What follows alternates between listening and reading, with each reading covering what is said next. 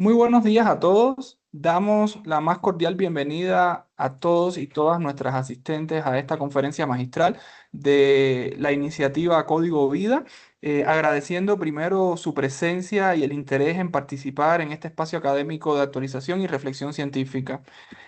Antes de dar inicio, pues lo primero es expresar el agradecimiento a instituciones que auspician y respaldan la realización de este evento por el compromiso con la divulgación científica y la formación académica de alto nivel.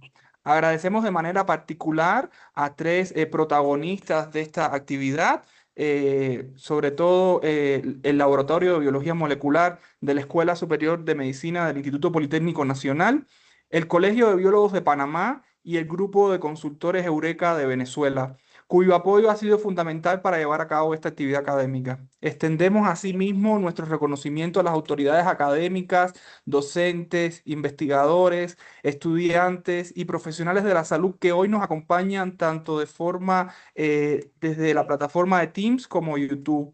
La conferencia que hoy nos convoca aborda la temática de alta relevancia científica asociada a la diabetes en el análisis desde la perspectiva molecular y epigenética, que además resulta clave para comprender la complejidad de este conjunto de enfermedades metabólicas contemporáneas y su implicación en la práctica clínica y la investigación translacional. Es para nosotros, los miembros del Laboratorio de Biología Molecular del Instituto Politécnico Nacional, un placer y un honor presentar al doctor Aarón Domínguez López.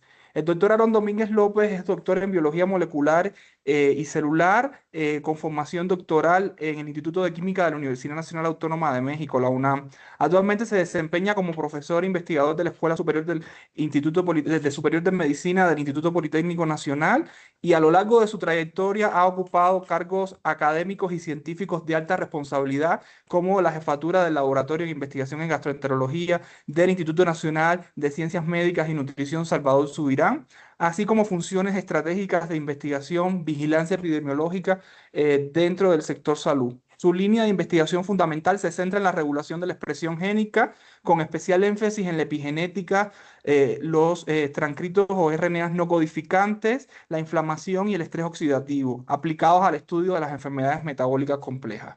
En esta ocasión, el doctor Domínguez nos presentará la conferencia La diabetes no es una sola enfermedad, un viaje por su heterogeneidad molecular.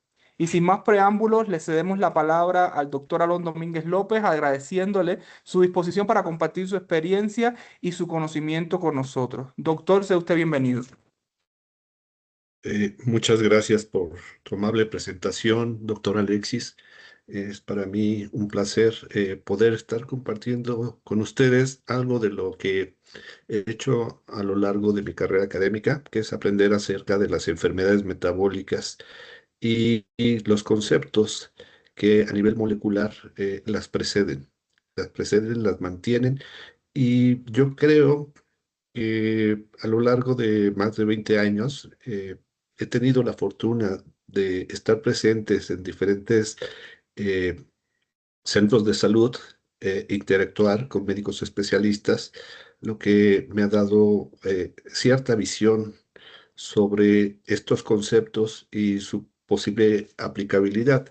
También he sido testigo a lo largo de mi formación académica el cómo una enfermedad como esta ha sido un bastión eh, y su aprendizaje, su entendimiento ha sido relativamente lento, no así en los últimos años, que realmente los conocimientos están explotando. Entonces, yo creo que lo que nos espera en el porvenir, en los próximos 10 20 años, es aprender muchísimo más y tener en cuenta que vamos a encontrar formas ya directas de diagnosticar subtipos de diabetes y tener una forma de tratamiento como más seguro. Estoy convencido de que así va a ser y para que entendamos un poco, voy a empezar a compartir mi material para que pueda explicarles esta idea.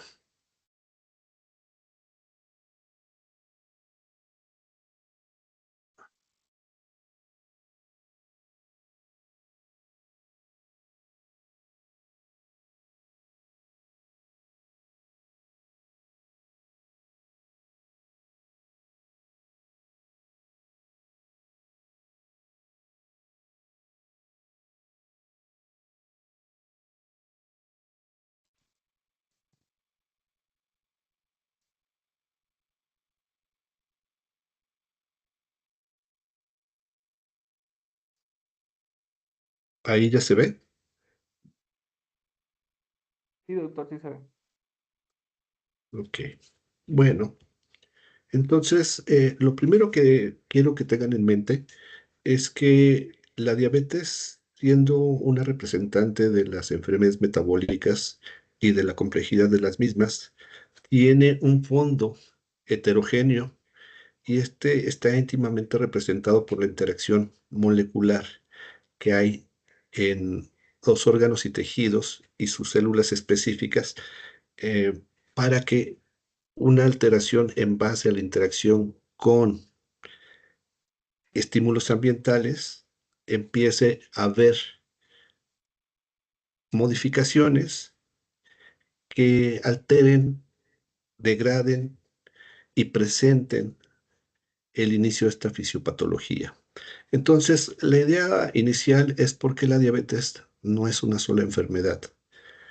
En realidad son muchas. Y esto lo vamos a entender si empezamos a hablar desde el aspecto clínico y lo llevamos a la biología. Entonces, comencemos con la definición de diabetes. Eh, Hace más de 25 años que yo comencé mis estudios de posgrado y particularmente durante la maestría y el doctorado, tuve la fortuna de empezar a conocer esta enfermedad. En aquel entonces, yo me fui familiarizando con los organismos internacionales que definían el diagnóstico de diabetes mellitus. Digamos que 25 años después, este diagnóstico sigue siendo el mismo. La diabetes es un síndrome metabólico. Y ya sabemos que un síndrome es un conjunto de signos y síntomas. Pero además, este síndrome metabólico es heterogéneo y está principalmente caracterizado en su diagnóstico por una hiperglucemia crónica. Y esto surge como el resultado de múltiples alteraciones biológicas, no de una causa única. Esta es la definición que encontramos a partir de la Asociación Americana de Diabetes desde hace más de 25 años y sigue vigente. Bueno, ¿qué es lo que define el fenotipo diabético? Pues, como mencionábamos, es una hiperglucemia persistente a niveles elevados de glucosa en la sangre y este es el marcador clínico universal. La alteración funcional está representada por dos fenómenos biológicos subyacentes. Por un lado, tenemos una alteración en la secreción de insulina que se produce por parte de las células beta pancreáticas y una vez que la insulina se encuentra en circulación sanguínea, busca a sus receptores en sus células diana, células como el adipocito, el miocito, el hepatocito, y se une a su receptor. Esto se conoce como acción biológica de la insulina, porque una vez que se une a su receptor en la membrana celular de estas células tipo, ejerce una cascada de señalización que va a desembocar con la translocación de transportadores de glucosa que permitan un aumento de la entrada de la glucosa hacia el interior de las mismas para que esta glucosa sea aprovechada, metabolizada y transformada en energía en forma de ATP para las funciones normales de todas nuestras células. Entonces, esto cuando se ve alterado en alguno de esos puntos se conoce como resistencia a la insulina. Podemos entonces pensar que tenemos dos fenómenos alterados biológicos subyacentes que definen a la diabetes: defecto secretorio y defecto de la acción de la insulina. Eh, Bajo este aspecto, quiero hacer entender que la diabetes es un término clínico, no un destino biológico, tal como lo ha definido la ADA. Entonces, pero dos personas con la misma glucosa elevada pueden haber llegado ahí, es decir, tener los niveles elevados de glucosa por caminos completamente diferentes. Normalmente, cuando no conocemos la fisiopatología de esta enfermedad y sobre todo la fisiopatología molecular, pensamos en un mito, que la hiperglucemia se debe a la misma causa. E inocentemente podríamos pensar que los mismos puntos que producen la resistencia a la insulina o el defecto secretorio son los que producen la hiperglucemia en todos los diabéticos, lo cual no es así. Y esto nos lleva a enfrentar una cruda realidad. Tenemos mismo diagnóstico, pero esto no se debe a la misma biología subyacente. Entonces, la diabetes es una etiqueta útil para la clasificación clínica, pero en realidad biológicamente agrupa enfermedades radicalmente distintas bajo un mismo nombre. Bajo esta perspectiva, vean, tenemos aquí una referencia de la revista Diabetes Care en 2026. Eh, Recién actualizaron la clasificación de la diabetes mellitus y básicamente es lo mismo desde hace más de 25 años. Tenemos que el espectro etiológico de la diabetes, según esta asociación, por un lado, tenemos un fenotipo llamado diabetes mellitus tipo 1, por el otro lado, diabetes mellitus tipo 2, diabetes gestacional y otros tipos específicos en donde podemos entrar o encontrar causas monogénicas, exocrinas y químicas. Esto es un poquito preocupante porque pareciera que no hemos avanzado.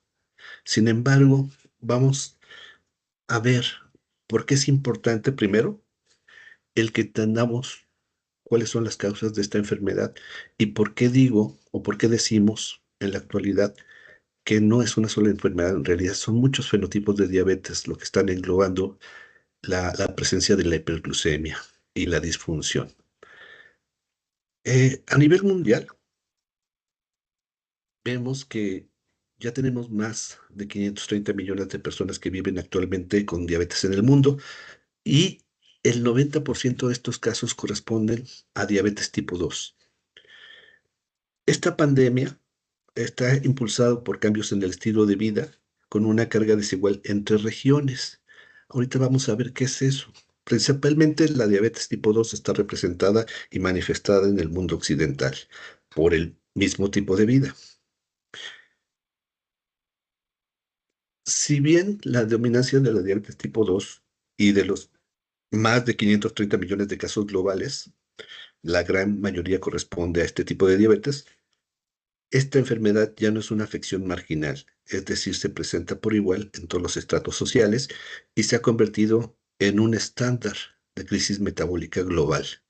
Vean, aquí está el mapa mundi, en donde prácticamente las tasas más altas se encuentran en continente americano. Y en el caso de México, pues no es la excepción. Las proyecciones del crecimiento tienen una trayectoria ascendente, prácticamente eh, pues logarítmica, de crecimiento exponencial. La cuestión es que vean, aproximadamente teníamos 150 millones en el año 2000. Para el año 2021 tenemos más de 500 millones y la proyección que se hace para el 2045 es de aproximadamente 700 millones de personas. En el caso de México, tenemos que 14.6 millones de personas están afectadas aproximadamente, lo que representa el 18.3% de los adultos en México. Y eso es una carga para el sistema de salud muy fuerte, porque además, evidentemente, como la mayoría sabemos, la diabetes es una enfermedad discapacitante. ¿Cuáles son los impulsores de esta epidemia o pandemia? Básicamente mencionamos que es la obesidad y el sedentarismo, porque estas dos condiciones presentan una asociación positiva y además fuerte. Esto está empujando a la manifestación y a la aparición este, de la diabetes tipo 2. Sin embargo, no son los únicos y tenemos que hacerlo notar. Dada la condición de la historia natural de la enfermedad, normalmente la diabetes en sus inicios eh, se manifiesta, o no, más bien no se manifiesta y es un tanto invisible, por lo que el del 30 al 50% del diagnóstico es frecuentemente tardío y hasta la mitad de las personas que viven con esta condición no han sido diagnosticadas. Veamos aquí la historia natural de la diabetes.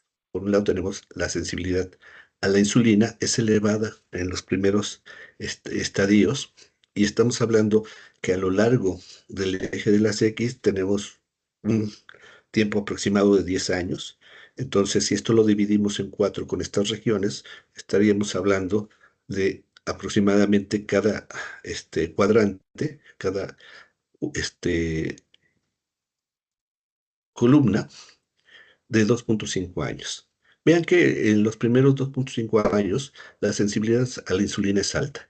¿Cómo responde la insulina a los estímulos elevados de glucosa? Sin embargo, cuando pasa el tiempo y durante los primeros 5 años hay un declive de esta sensibilidad de la insulina a la presencia de niveles elevados de la glucosa. Conforme va siguiendo el tiempo, realmente la insulina está incapacitada para llevar a cabo su función biológica, que es internalizar la glucosa para que ésta sea aprovechada en forma de energía. Esto le llamamos resistencia a la insulina. Si nosotros vemos el proceso secretorio, vemos cómo durante los eh, primeros 5 años hay un incremento de la secreción de la insulina debido a que hay una disminución de la sensibilidad de la insulina. La célula beta pancreática trata de compensar esto con el aumento de la secreción de la insulina. Sin embargo, llega un momento en que hay un agotamiento de este proceso secretorio y empieza a haber una disfunción de la síntesis y la secreción de la insulina y eventualmente va a caer en los últimos 5 años hasta que la célula beta pancreática queda exhausta. Y por lo tanto, debido a estos dos fenómenos anteriores, disminución de la sensibilidad de la insulina y aumento de la secreción y agotamiento este, de la secreción de insulina, hay aumento en la normoglicemia y esta eventualmente, al término de estos 10 años, básicamente se va a representar o se va a volver una hiperglucemia. Ok. Cuando ya tenemos una hiperglucemia a lo largo del tiempo, eventualmente se van a presentar complicaciones como las cardiovasculares, las renales y las nerviosas. Son los principales órganos y tejidos que se ven afectados durante la presencia de hiperglucemia crónica a lo largo del tiempo. Entonces, tenemos una conclusión a partir de estos datos. Obviamente, la diabetes es una epidemia global en crecimiento. Vamos a tener 700 millones aproximadamente para el 2045. Es impulsada por el estilo de vida, que es sedentario y además obesogénico en gran medida para el mundo occidental. Hay una carga desigual entre regiones, hay mayor manifestación de ella en el continente americano.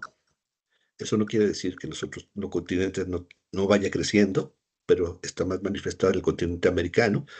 Y hay una alta tasa de diagnósticos tardíos. Eso es preocupante, por lo cual nos lleva a pensar que la forma del diagnóstico se tiene que mejorar.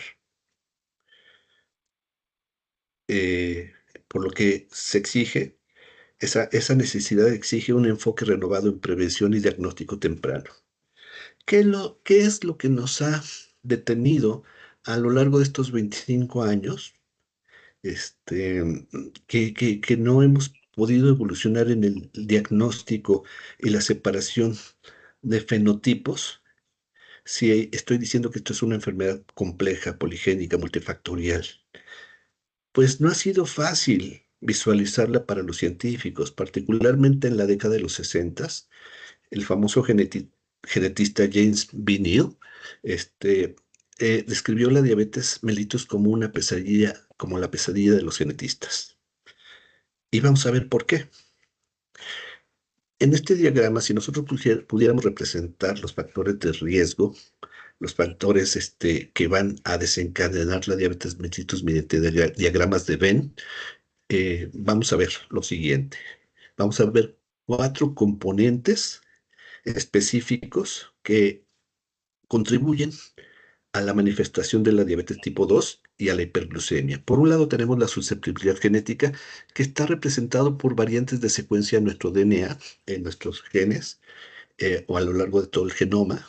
Y estos polimorfismos se han determinado con una técnica que es de exploración a lo largo de todo el genoma. Todo el genoma está representando la presencia de todos nuestros genes.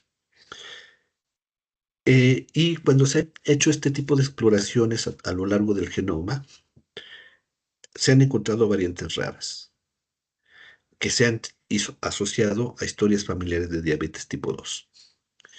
Por otro lado, otro de los componentes de riesgo o de influencia para la manifestación de la diabetes tipo 2 se encuentra el ambiente y el estilo de vida. Si por un lado tenemos la susceptibilidad genética, nosotros tenemos que pensar que estamos sintonizados finamente con el medio ambiente, es decir, los estímulos ambientales están haciendo que nuestra susceptibilidad genética hacia la enfermedad se manifiesten o no. Entonces, en el ambiente y en el estilo de vida podemos encontrar que una dieta hipercalórica va a disparar la susceptibilidad genética al fenotipo diabético. El sedentarismo de igual manera y la obesidad y el envejecimiento también contabilizan para que se manifieste este, esta carga genética hacia la diabetes tipo 2. Bueno, entonces vamos a encontrar una intersección entre la susceptibilidad genética, el ambiente y el estilo de vida que va a hacer que nuestra susceptibilidad a esta enfermedad se manifieste.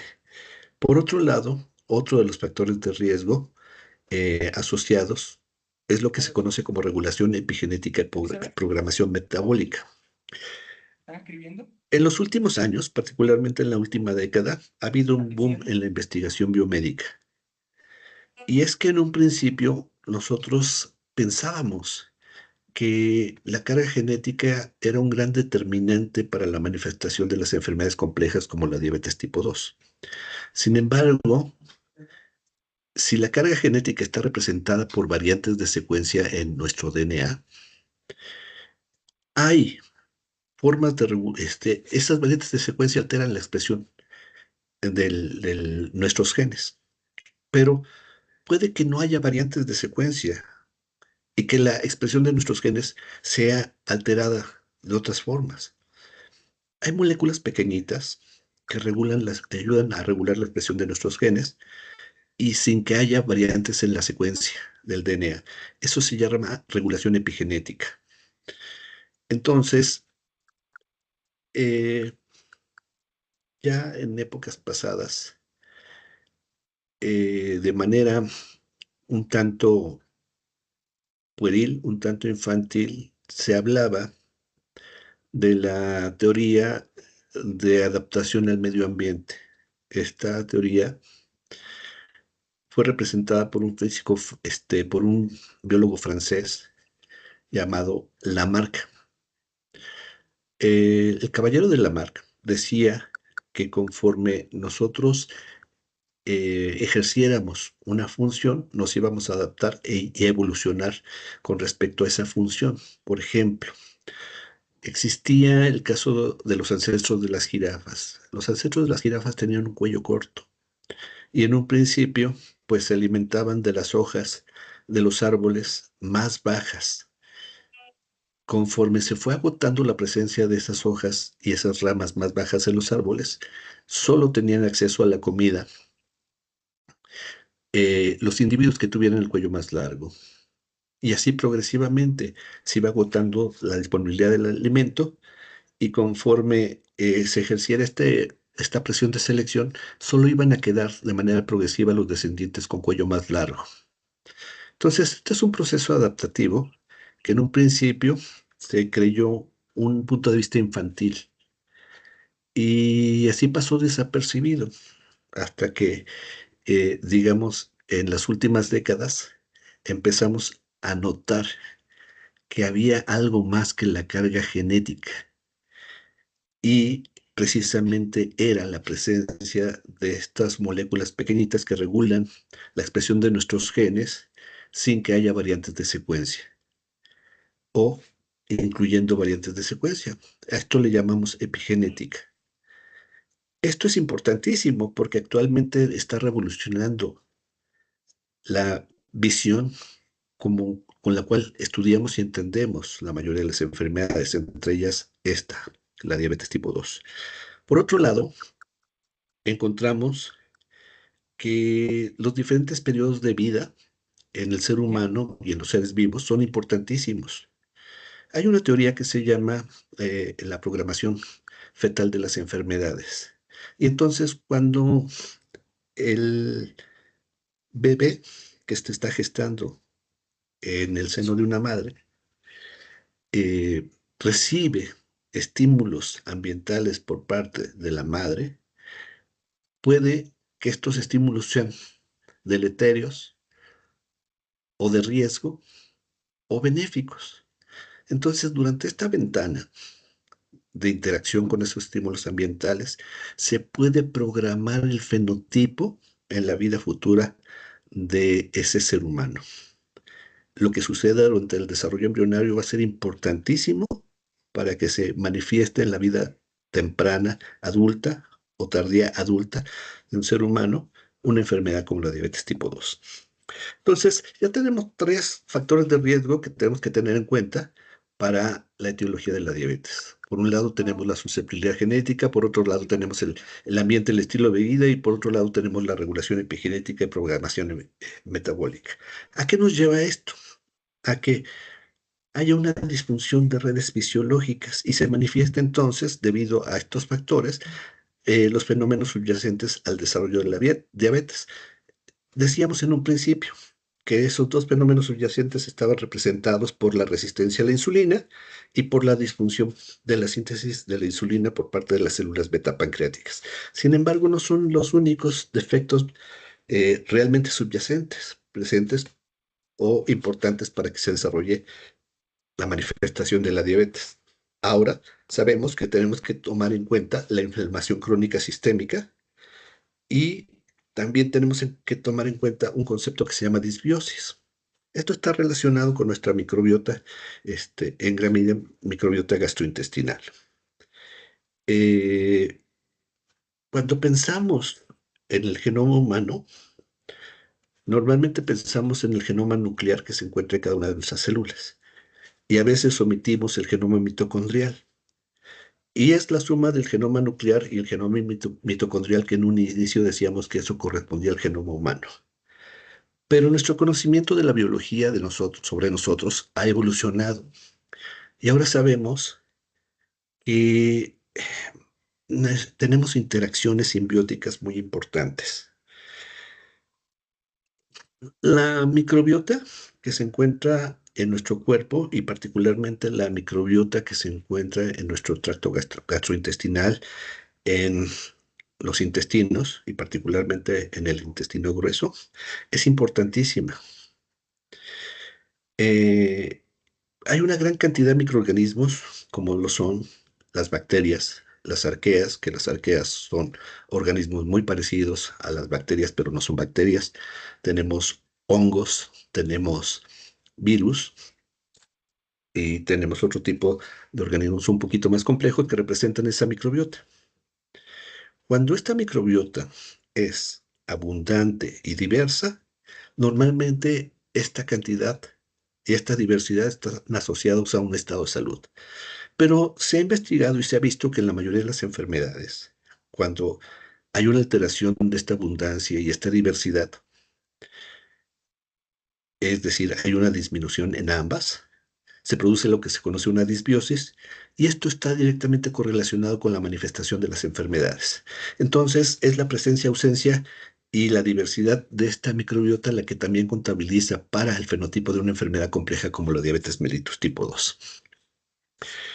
Veamos de una manera un poco más detallada cuál es la importancia de cada uno de estos factores que contabilizan para el desarrollo de la diabetes tipo 2.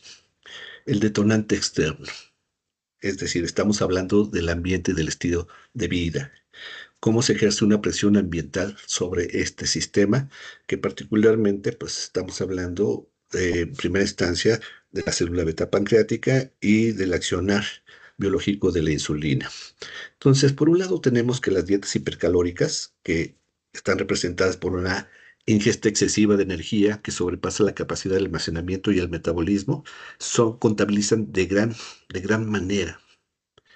Este, y esto interactúa con la falta de actividad física, la presencia de grandes cantidades de grasa o de azúcares, es decir, el exceso del trabajo del metabolismo de lípidos, la manifestación de inflamación y la falta de procesamiento de los azúcares nos lleva a que no se utilice toda esa energía porque no se está llevando a cabo ejercicio físico. Y esto va a afectar a la sensibilidad periférica a la insulina. Piensen que la insulina se encuentra en el sistema circulatorio y que eventualmente tiene que llegar a la superficie de las células para unirse a su receptor. Pero si hay una gran cantidad de azúcares o lípidos, estos funcionan como una barrera biológica e impiden la interacción en muchos sentidos, la interacción física entre la insulina y su receptor. Entonces, cuando la insulina se une a su receptor en las cadenas alfa, el receptor va a producir o un cambio conformacional que va a desencadenar una cascada de fosforilación, que va a terminar en el accionar o la manifestación de la expresión de genes importantísimos que producen eh, proteínas llamadas enzimas que hacen que se produzca el metabolismo de la glucosa. Particularmente, por ejemplo, podríamos estar hablando de la ruta más antigua conocida, que es la glucólisis, que está representada por 10 enzimas y que son las que procesan la glucosa desde que es fosforilada hasta que es degradada y produce ATP para el funcionamiento normal de cada célula.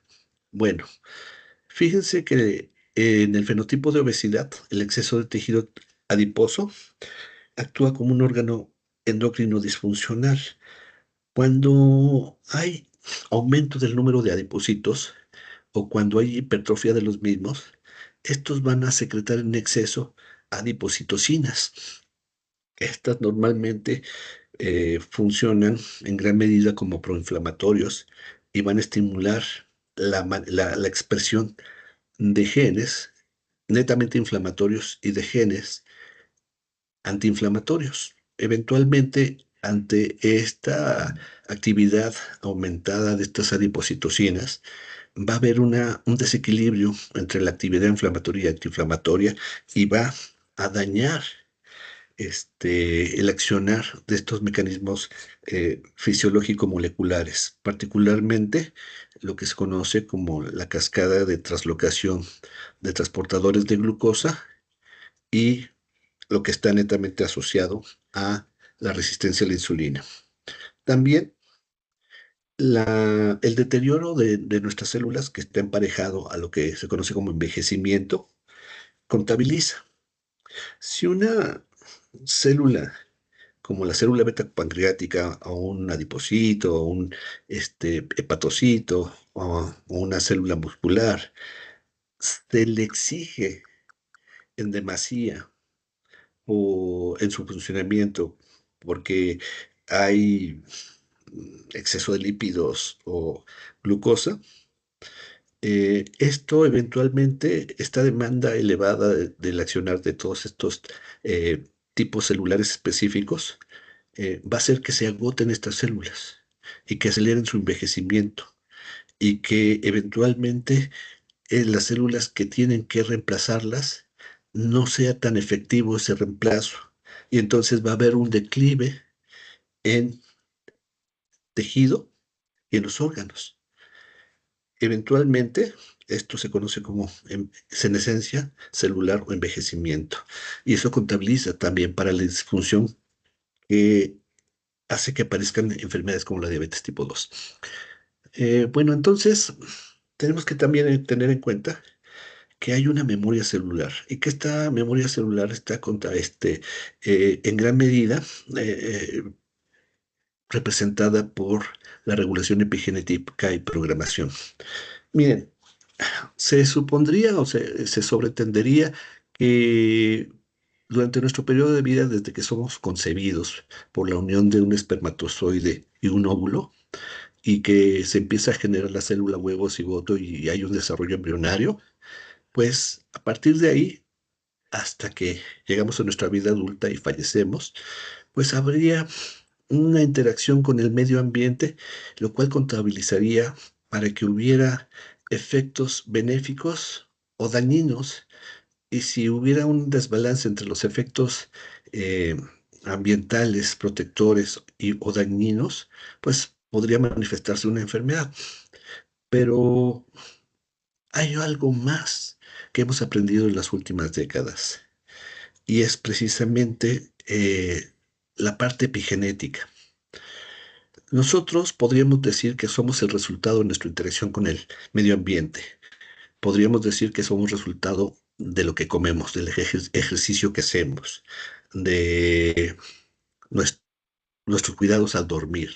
Dormir todo el tiempo debido, las 8 horas debidas cada día, estar en concordancia con las horas luz, no es tener factores de estrés y todo eso contabilizaría para que tuviéramos em, efectos protectores y que aunque tengamos susceptibilidad genética a una u otra enfermedad, particularmente en este caso la diabetes, pues podríamos retrasar o impedir la aparición temprana del fenotipo de la enfermedad. Pero créanme que hay algo más.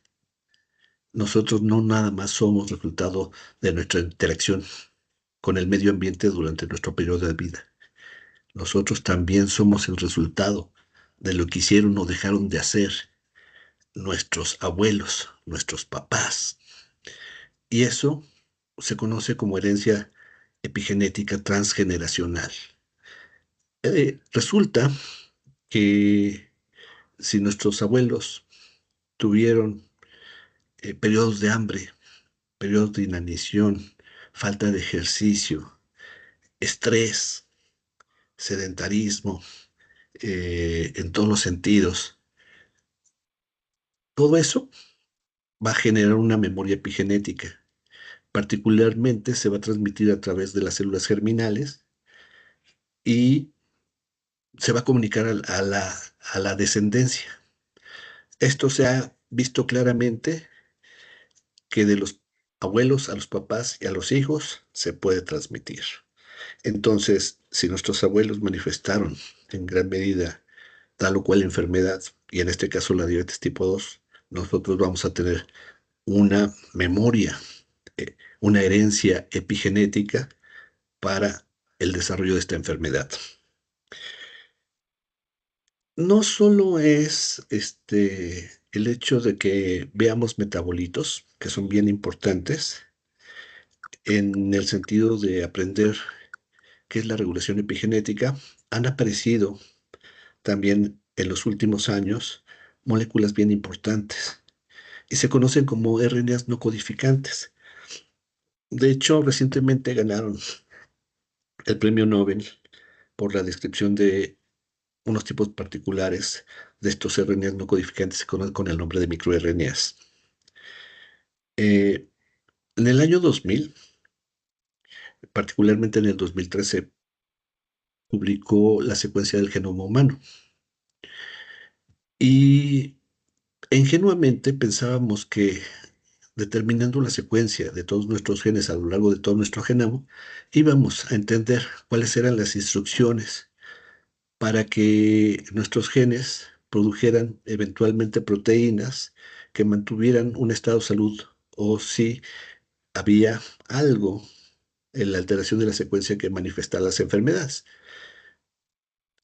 Se hizo el proyecto del genoma humano, se publicó en la revista Nature in Science en aquel tiempo, en el 2003, la secuencia del primer borrador y pensamos ingenuamente que los RNAs mensajeros representaban la mayor parte o casi todo lo que se conoce como el genoma codificante.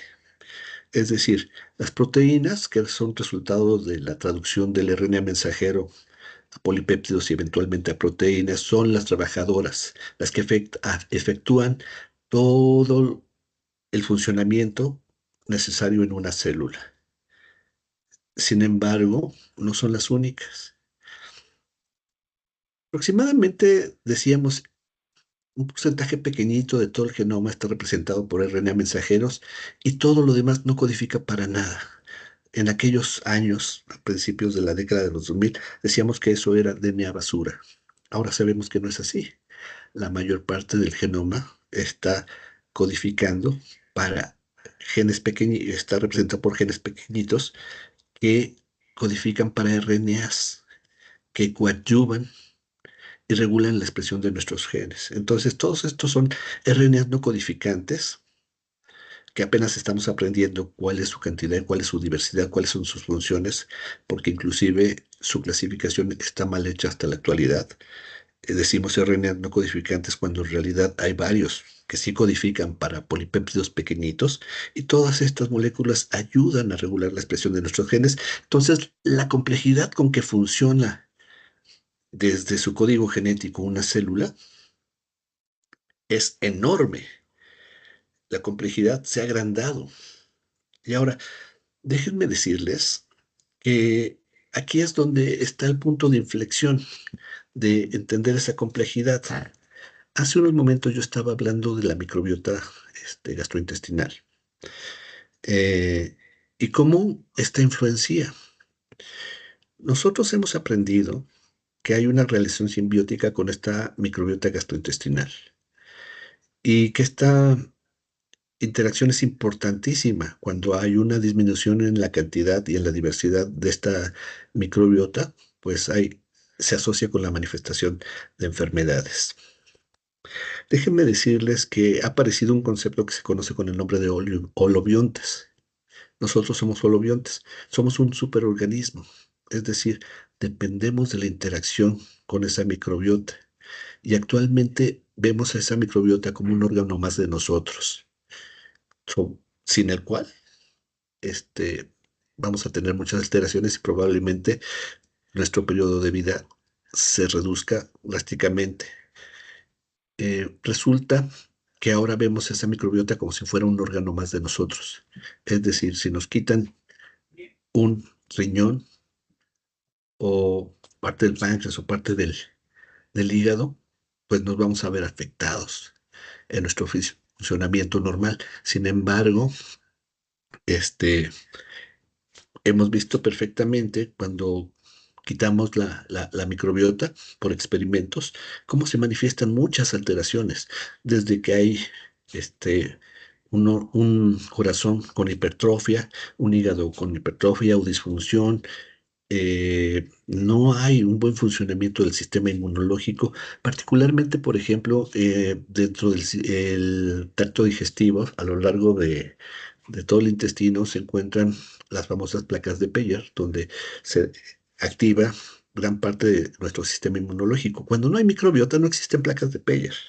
Entonces, fíjense que hemos aprendido que hay una interacción íntima, por ejemplo, entre los RNAs no codificantes y esa microbiota. En las vellosidades de nuestro intestino, las células del epitelio intestinal producen microRNAs que son arrojados a la luz del intestino y esos microRNAs van y se meten a bacterias específicas de nuestra microbiota. Y esos microRNAs le dan identidad este, a esas bacterias para que no sean desconocidas por nuestro sistema inmunológico. Y las reconoce, hace que se reconozcan como que tengan un carnet de identidad y que entonces el sistema inmune se encargue de todas aquellas bacterias patógenas o invasoras que no tienen ese carnet de identidad. Es importante decir que estos microRNA se meten a bacterias específicas, no es a cualquier bacteria de nuestra microbiota. Un microRNA específico con identidad específica va y se mete a una bacteria específica de toda esta microbiota y le da cierto carnet de identidad y le da cierta funcionalidad molecular específica. El resultado de esta interacción, de este control de expresión de genes por parte de los microRNAs en el genoma de cada bacteria, se producen metabolitos específicos que eventualmente van a ir a parar a nuestro sistema circulatorio y van a viajar a células receptoras y van a producir una interacción específica. Eso es lo que estamos aprendiendo en la actualidad y eso es lo que nos hace pensar con gran certeza que nuestra microbiota forma parte de nosotros, es parte de nuestro genoma.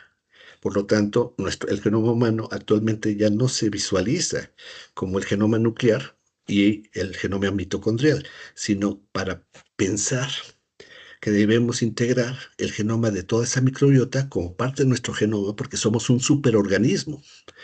Y entonces tenemos que aprender de toda esta complejidad para poder tratar de entender cuál es la etiopatogenia y la fisiopatología de este tipo de enfermedades como la diabetes tipo 2.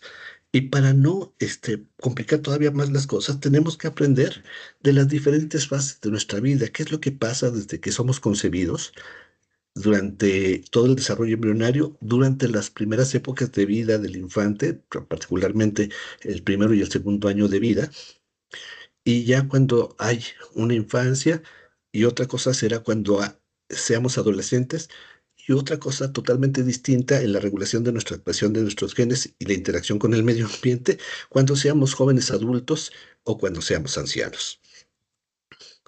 Entonces, cuando en cada uno de estos puntos álgicos que acabo de mencionar hay una alteración, proceso, resultado de interacción con factores de riesgo y de susceptibilidad genética, se produce una disfunción en nuestras redes fisiológicas.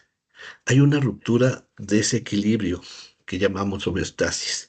Se produce entonces resistencia a la insulina, disfunción de la célula beta pancreática, inflamación crónica y alteración en la diversidad y cantidad de nuestra microbiota. Tenemos que pensar entonces que la genética más el estilo de vida más la epigenética es igual a la susceptibilidad expresada. Entonces empezamos a entender que la susceptibilidad es diferente para cada persona dependiendo de la combinación de los factores de riesgo que se manifiesten durante sus diferentes periodos de vida y durante su ancestría, es decir, lo que haya pasado con sus abuelos y con sus padres. Entonces, la susceptibilidad es la propensión biológica de un individuo o sistema a responder de manera adversa ante determinados estímulos. Veamos que aquí, si ya vimos que hay una interacción entre la genética y el medio ambiente, pues aquí contabilizamos también, además, la epigenética. Y si esto está presente de manera constante, entonces se va a producir un círculo vicioso de persistencia del daño. La exposición prolongada a un estilo de vida adverso genera alteraciones fisiológicas como la inflamación crónica, que hace que se mantengan incluso después de haber tratado de corregir los hábitos. Los clínicos lo que hacen es poner atención a los niveles de glucosa y tratar de bajar los niveles de glucosa. Pero lo que no se observa es que los daños fisiológicos moleculares se mantienen inclusive después de haber bajado los niveles de esa glucosa. Entonces el sistema empieza a perder su plasticidad y queda atrapado en un estado de disfunción continua. Todavía más, si esto aparece o empieza a ser programado desde muy temprano, es decir, desde nuestro desarrollo embrionario, entonces hay cierta condena ya de antemano antes de que lleguemos a nuestra edad adulta. Finalmente, resultado de todas estas interacciones, vamos a encontrar que la hiperglucemia va a producir lo que se conoce como la tormenta perfecta, manifestándose ese fenotipo clínico. La hiperglucemia va a producir barreras, daños estructurales per se. Debemos entender que todo en exceso es daño, es dañino y que niveles de muchas moléculas de glucosa son barreras físicas, así como podemos llamarlo glucotoxicidad, también podemos llamarlo lipotoxicidad porque haya gran cantidad de lípidos. Todas estas son barreras físicas para que interfieran en la interacción entre las moléculas. Para que funcione una célula adecuadamente tiene que haber interacción entre sus moléculas. Decimos los biólogos moleculares, el secreto de la biología molecular es la interacción entre sus moléculas. Si no hay interacción entre las moléculas, no hay funcionamiento, no hay fisiología. Por lo tanto, hiperglucemia y lipotoxicidad son barreras físicas que impiden la interacción de todas estas moléculas y esto es igual a disfunción. Finalmente tenemos el mapa integral de esta etiología y empezamos a entender por qué diferentes eh, vértices, diferentes orígenes son los que contabilizan per se para la manifestación de una enfermedad tan compleja como la diabetes tipo 2. ¿Qué implicaciones tiene esto para la práctica clínica? Entonces, tenemos que reconocer la naturaleza multifactorial de la diabetes tipo 2 y esto nos va a permitir transitar de un tratamiento sintomático a una medicina personalizada, porque no es lo mismo la diabetes que tenga inclusive mi hermano que yo, o que mi vecino, o que mi sobrino, o que mi papá. Hay diferencias moleculares detalladas, finas, que tenemos que evaluar. Primero tenemos que hacer una evaluación genética, es decir, identificar el riesgo inherente, la susceptibilidad individualizada. Tenemos que hacer una intervención epigenética para hacer una posible reversibilidad de marcas tempranas, modular la presencia-ausencia de todos esos metabolitos que contabilizan para modificar la expresión de nuestros genes, modificar el estilo de vida, es decir, romper el ciclo de persistencia del daño y dar un soporte fisiológico, es decir, tratar la inflamación y la disbiosis, no solo los niveles de glucosa. Esas son las implicaciones que traen estos nuevos conocimientos a la práctica clínica. Entonces, el tratamiento efectivo requiere abordar la red completa, no solo el síntoma. Bueno, vamos a hacer un ejemplo un poquito más detallado de todo esto que acabo de decir. Si la insulina es clave, es decir, desde su síntesis hasta su accionar, vamos a ver de una manera un poco más didáctica cuáles son las partes de interacción molecular que nos hacen entender cuál es esta heterogeneidad de la molecular de la diabetes, de la que estamos hablando en esta plática. Bueno, vean, aquí en mi parte del genoma hay una región que controla la expresión del gen de la insulina. Esa región, bueno, particularmente hay cuatro tipos de regiones reguladoras de los genes. Tenemos los promotores, tenemos los potenciadores, tenemos los delimitadores y tenemos los silenciadores. La región adyacente al cuerpo del gen, que lo conocemos como Open Reading Frame o marco de lectura abierto, es decir, el inicio y el final de un gen, está particularmente controlada de manera inmediata por lo que se conoce como región promotora. Aquí tenemos esta región promotora que son una serie de secuencias de nucleótidos que tienen sitios consenso para la unión de proteínas llamadas factores de transcripción. Aquí estamos representando el promotor del gen de la insulina y cada una de estas figuras geométricas está representando una proteína que ayuda en conjunto a regular la expresión del gen de la insulina. Vean que aquí tenemos un factor de transcripción o proteína reguladora de la expresión llamado HNF1-alfa, tenemos a MAFA, tenemos a beta 2 neuro D y tenemos a PDX1. Todos en conjunto van a ayudar a regular la expresión del gen de la insulina y que se sintetice insulina y que ésta eventualmente ejerza su función. Bueno, para que esto pueda suceder, primero tenemos que entender que nuestro genoma está compactado y está compactado para que no todos los genes se expresen y además para que las secuencias reguladoras de estos genes y particularmente el cuerpo de nuestros genes no sufran daño por otro tipo de moléculas dañinas como por ejemplo las que son producidas daño que es producido por las especies reactivas de oxígeno. Si el genoma, nuestros genes estuvieran expuestos, tendrían un daño físico por la acción de este tipo de moléculas altamente reactivas y dañinas. Bueno, esto nos lleva a entender un poquito el por qué estos nodos moleculares, si los manipulamos y en particular los ponemos bajo el efecto de factores de protección, podemos retrasar la progresión de la manifestación de la enfermedad.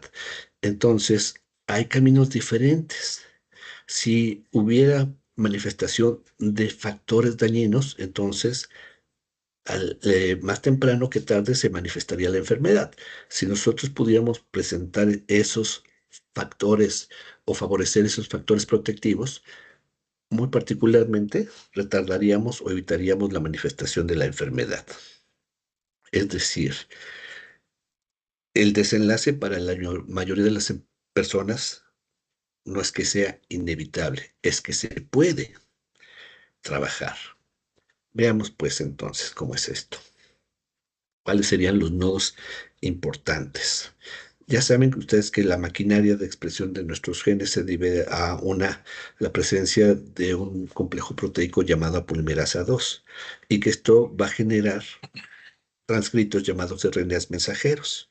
Esos RNAs mensajeros en gran medida son regulados en su vida media por esos microRNAs de los que he hablado. Estos microRNAs desestabilizan o degradan o silencian a estos RNAs mensajeros, es decir, no van a pasar a formar parte de proteínas. Por lo tanto, ya tenemos diferentes sitios en donde tenemos que poner atención para encontrar moléculas que puedan resultar blancos y generar fármacos para poder modular estos sitios estratégicos. Tenemos regiones promotoras, tenemos factores de transcripción, tenemos regiones potenciadoras, tenemos regiones delimitadoras, tenemos regiones silenciadoras y ahora también tenemos microRNAs y otro tipo de RNAs no codificantes, por ejemplo, los DARPA no codificantes que coadyuvan a la regulación de la expresión de estos genes. Todos estos son objetivos moleculares importantes para ver cuál de ellos está alterado o qué combinación de ellos está alterado y que contabilicen para diferentes subtipos de diabetes. Y esto va a hacer que identifiquemos esos subtipos por diagnóstico personalizado, y diseñar también tratamientos. Bueno, una vez que se ha sintetizado un RNA mensajero, este pasa a ser traducido. En el caso de la insulina, cuando se sintetiza el polipéptido y se procesa y se genera la proteína, se genera una proteína inmadura. En el caso de la insulina, eso se conoce como preproinsulina, pero tiene que pasar a ser madura. Resulta que esa preproinsulina tiene una región que se llama péptido señal, tiene una región que le llamamos cadena B, el péptido C y la cadena A. Todas estas regiones tienen una función en especial. Una vez que ha salido del ribosoma la proteína total, pero inmadura, tiene que pasar su procesamiento a un sitio que es el retículo endoplásmico. Y para que encuentre el sitio de entrada al retículo endoplásmico, hay una señal en específico que está dada por el péptido señal. Una vez que el péptido señal encuentra la puerta de entrada, entonces este se cinde y deja de ser preproinsulina y se convierte en proinsulina.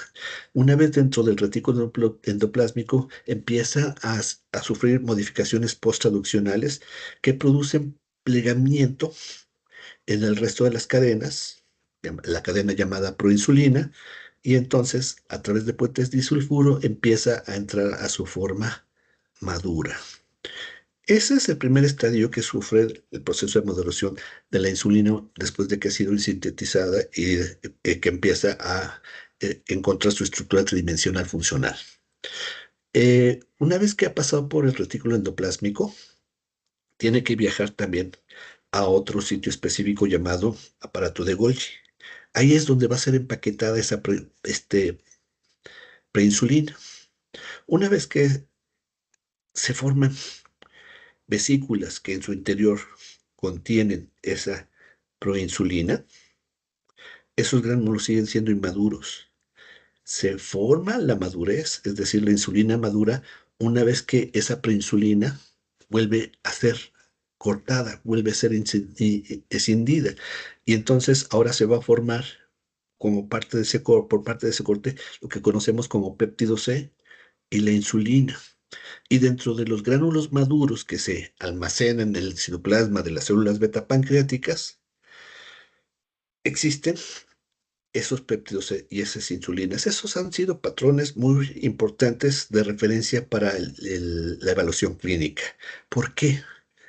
Porque tenemos que ver si los clínicos han querido ver siempre si la célula beta pancreática es funcional o no. ¿Esto qué quiere decir? Si está sintetizando insulina nueva o no. Y como hay una relación equimolar entre la insulina, es decir, las mismas cantidades que se producen de insulina madura, se producen de péptido C, porque eso es la escisión de una preinsulina. Entonces, cuando se mide el péptido C, quiere decir que esa es insulina de nuevo, insulina recién sintetizada y tiene la misma cantidad presente en circulación, lo cual nos indica que está sintetizando insulina. Finalmente, cuando hay hiperglucemia, esos gránulos emigran de las células beta pancreáticas que están presentes en el citoplasma, migran a la membrana celular y vacían su contenido a el sistema circulatorio. Y entonces las nuevas moléculas de insulina van a buscar a sus receptores, ¿no? Finalmente, aquí vemos una imagen de todo ese proceso que les acabo de decir. ¿Por qué hago esta recapitulación? Quiero que vean que cada una de estas proteínas es producto de la expresión de un gen y que toda la secuencia que hemos hablado del gen de la insulina, incluyendo sus regiones reguladoras, son secuencias de nucleótidos que son susceptibles de manifestar variantes de secuencia llamadas polimorfismos o mutaciones y que cada una de esas, si está alterado, se altera todo este proceso y por ende puede haber diferentes combinaciones de alteración molecular que nos lleven a niveles elevados de hiperglucemia porque se altera un pasito de todo este proceso. Y esto solo es para la secreción de la insulina. Veamos qué pasa cuando estamos hablando de su accionar biológico. Puede que todo esté bien con la célula beta pancreática, con el proceso de síntesis, maduración y secreción de la insulina. Pero ¿qué tal cuando la insulina llega a las células blanco y se une a su receptor? Primero debemos tener en cuenta que cuando se une a su receptor, este sufre modificaciones conformacionales y sufre una autofosforilación, lo cual hace que reclute a un grupo de proteínas citoplásmicas para que se desencadene una señal de cascada de fosforilación, de fosforilación. Y esto trae como consecuencia que haya una serie encadenada de proteínas citoplásmicas que van a tener como consecuencia final la translocación de vesículas que llevan en su superficie de membrana transportadores de glucosa y que estos se trasloquen a la membrana de células como las células musculares, los miocitos, los adipocitos, los hepatocitos y otras como las células beta pancreáticas, que al aumentar el número de transportadores de membrana, aumenta la entrada de glucosa y entonces esta puede ser procesada. Vean que el receptor de la insulina es el resultado de la expresión de un gen, que cada una de estas proteínas que estamos hablando del sustrato del receptor de la insulina 1 y 2 es el resultado de la expresión de un gen, que aquí hay una fosfolipidotresinasa que tiene dos subunidades que cada una es diferente y el resultado de la expresión de un gen. Pero fíjense que esto no contabiliza nada más para una proteína. Esto tiene isoformas, es decir, diferentes formas de la proteína, resultado de la expresión del mismo gen. Y además puede haber isoformas, resultado de la expresión de genes diferentes, es decir, formas parecidas que ejecutan, formas parecidas de proteína que ejecutan trabajos parecidos.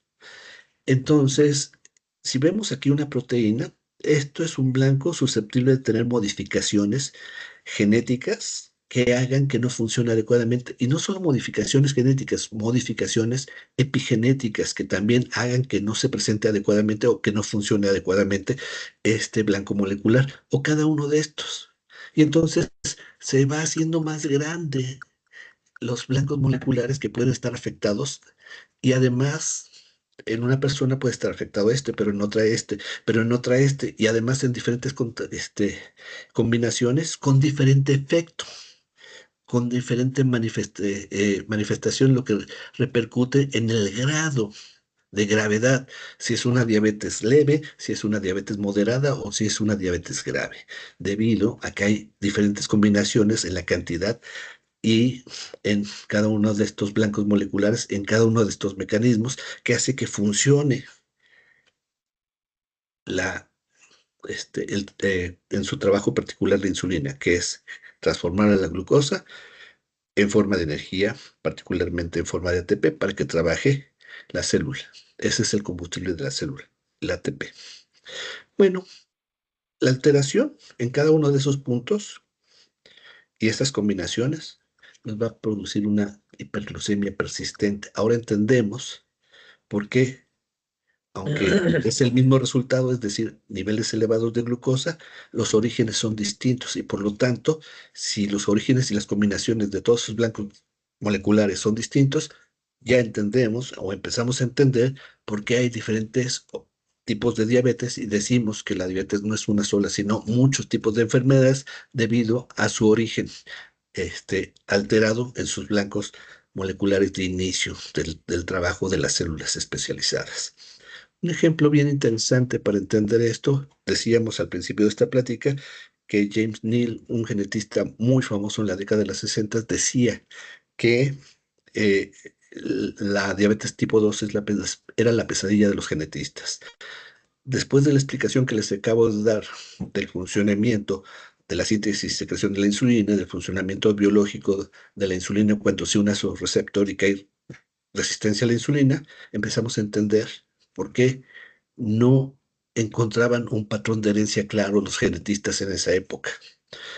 Si la diabetes es una enfermedad compleja, es decir, una enfermedad poligénica y multifactorial, debido a diferentes cantidades y combinaciones de moléculas involucradas en esos procesos importantísimos del procesamiento de la glucosa, para poder entenderla históricamente, teníamos que agarrar el modelo más sencillo o los investigadores tenían que buscar el modelo más sencillo y estos se encontraron en la diabetes monogénica. Para la mayoría de las enfermedades siempre va a haber eh, alteraciones en un solo gen que manifiesten un fenotipo parecido.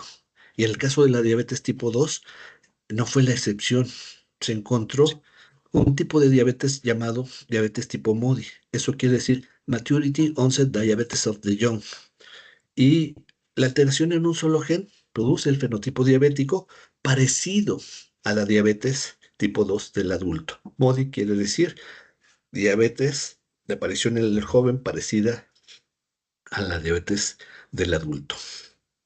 Bueno, para empezar, para identificar un- una diabetes monogénica parecida a la diabetes tipo 2, se vio un patrón de herencia mendeliano, un patrón de herencia simple. Se dice que MODY es un patrón de herencia autosómico dominante. ¿Eso qué quiere decir? Que la mitad de las personas en diferentes generaciones en una familia van a manifestar el fenotipo diabético. En el caso, si nuestro abuelo fue diabético y tuvieron 4 hijos, 2 de esos hijos van a manifestar el fenotipo diabético. Y cada uno de esos hijos, dependiendo del número de hijos que tenga, tiene la probabilidad de manifestar también la mitad de sus descendientes con el fenotipo diabético. Ese es un patrón de herencia autosómico dominante. En 1997 se detectó el primer gen MODY y se dieron cuenta que era un factor de transcripción, se llamaba HNF4 alfa, eso le llamaron MODY 2, y casi inmediatamente después encontraron el fenotipo diabético MODY 2 y se dieron cuenta que era mutaciones en un gen que codificaba para una enzima que fosforila la glucosa y que participa en la ruta metabólica de la glucólisis. Esta enzima era la glucosinasa. Poquito después, casi al hilo, también detectaron MODY3, que es el factor de transcripción HNF1 alfa. Curiosamente, las mutaciones en cada uno de estos genes generaban un fenotipo MODY. Sin embargo, las manifestaciones clínicas en cada uno de estos tipos MODY eran diferentes, mientras que en HNF4 alfa MODY 1 y HNF1 alfa MODY 3, las manifestaciones de la diabetes son a edades tempranas, es decir, cuando es adulto joven por ahí de la década de los 20 y antes de los 30 o inicio de los 30, ya se manifestaban síntomas clínicos graves de diabetes en estas personas. Pero cuando hay mutaciones en glucosinasa, estas manifestaciones pueden ser tan tempranas como al momento de nacer. Sin embargo, estas manifestaciones no son graves, son leves, son moderadas, de tal manera que aunque haya mutaciones en glucosinasa, en el fenotipo MODY2, las personas normalmente pueden cursar el resto de su vida sin manifestaciones clínicas graves, lo cual no sucede con MODY 1 o MODY 3. Entonces yo decía que en 1997 se descubrió el primer gen MODY, de manera secuencial se fueron encontrando los diversos fenotipos MODY. En la actualidad ya se sabe que existen, se han descrito 14 fenotipos MODY, es decir, mutaciones en cada uno de estos ¿Tienes genes cafecito? manifiestan Ay, sí, por favor. fenotipo diabético. Pero Sí. fíjense que la heterogeneidad diabética está representada aquí.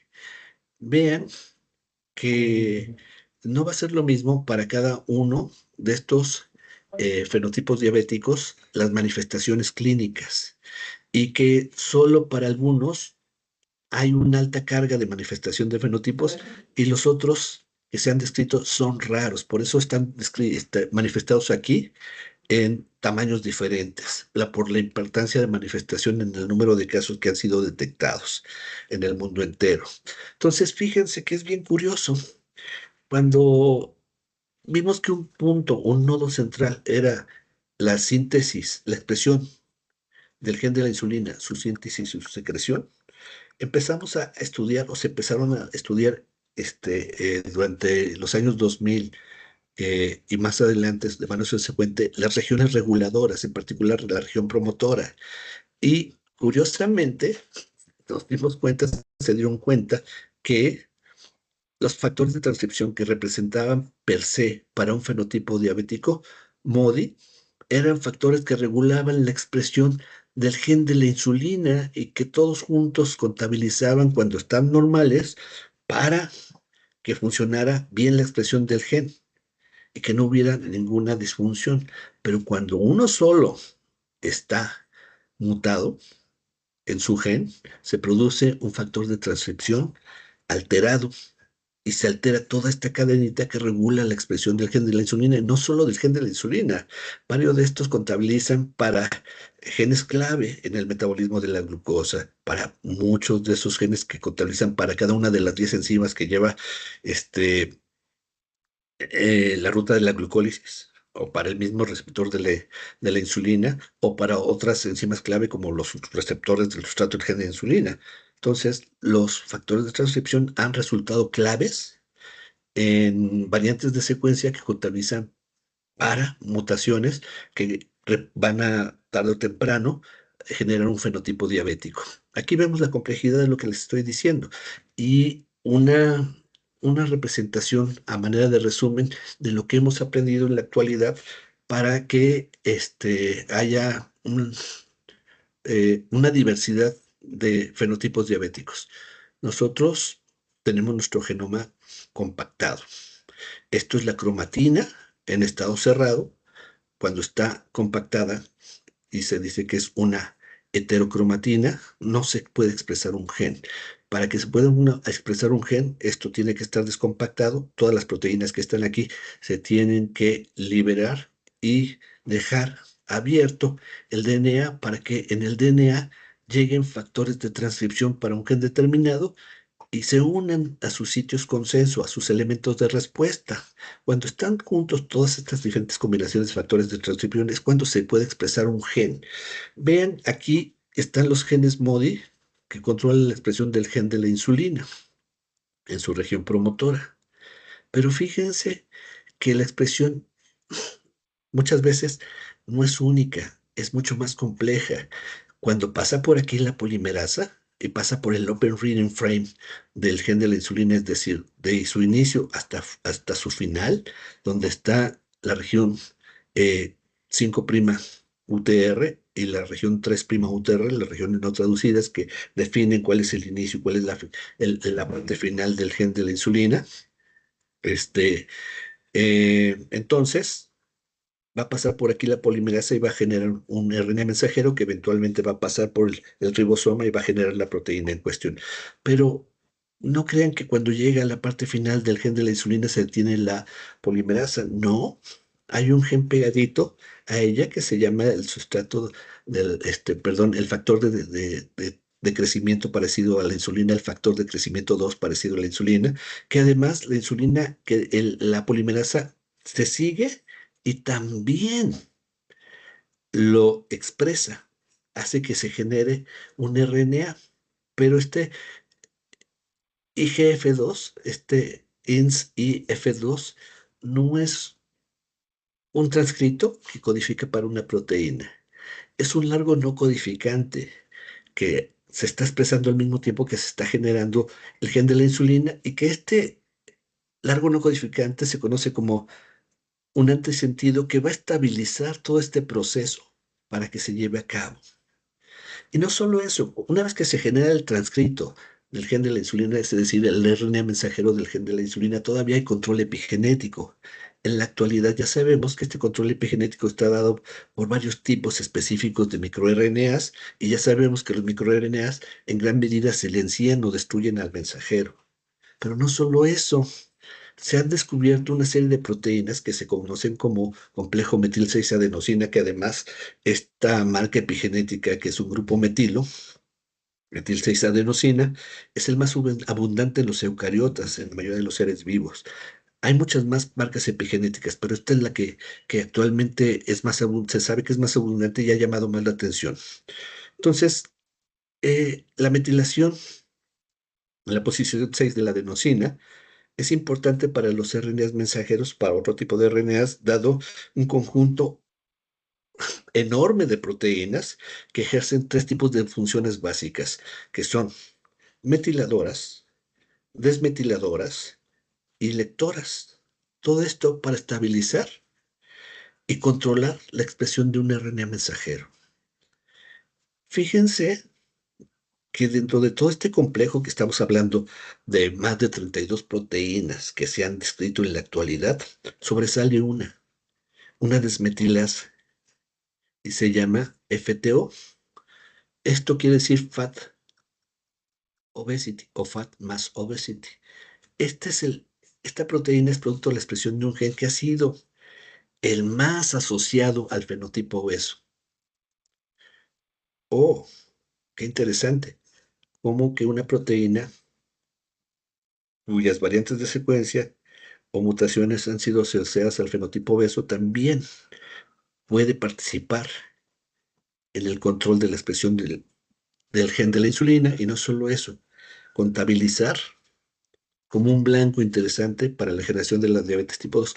Pero no solo eso, este grupo de proteínas del complejo metil 6-adenosina es ubicuo, es universal, controla la metilación de prácticamente todos los genes, de los mensajeros de todos los genes y de todos los RNA no codificantes. Entonces, lo que se está aprendiendo en la actualidad, dada toda esta complejidad, largos no codificantes, microRNAs, RNAs PIWI, RNAs pequeños nucleares, RNA que controlan los ribosomas, estos complejos metiladores o desmetiladores o complejos de acetilación o complejos de ubiquitinación, todos representan puntos neurálgicos para controlar la expresión de nuestros genes y la disfunción de los mismos que esté asociada a un fenotipo de enfermedad compleja como lo es la diabetes tipo 2. Si nosotros todavía llevamos a más detalle, vamos a entender por qué,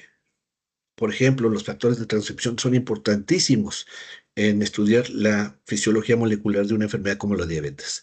Aquí tenemos representaciones moleculares tridimensionales de estructuras secundarias de estos factores de transcripción. Este está representando a MODI1, HNF4-alfa.